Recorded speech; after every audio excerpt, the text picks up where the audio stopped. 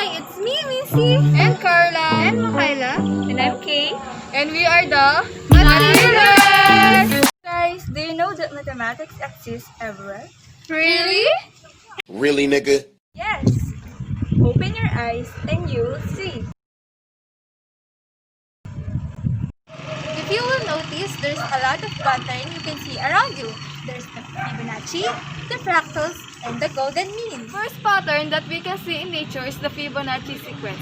And what is Fibonacci sequence? Fibonacci sequence is a series of numbers where the next number is found by adding the two numbers before it. For example, 1 plus 1 equals 2, and 1 plus 2 equals 3, and so on and so forth.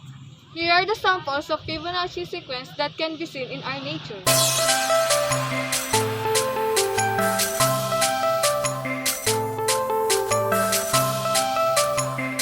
The next pattern is fractals. What is fractals?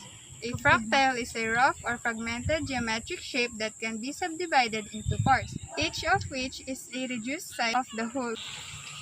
This tree is example of fractal. Here are the additional example of fractals.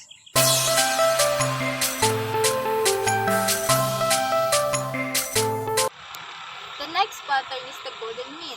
But what is golden mean? Golden mean is a special number found by dividing a line into two parts so that the longer part divided by the smaller part is equal to the whole length divided by the longer part. It is often symbolized using feet. These are the example of golden mean.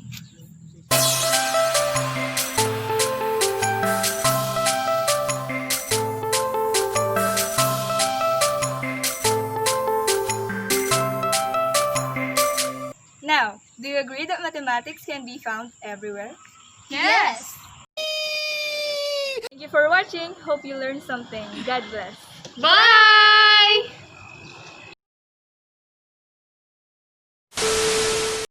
And what is Fibonacci sequence?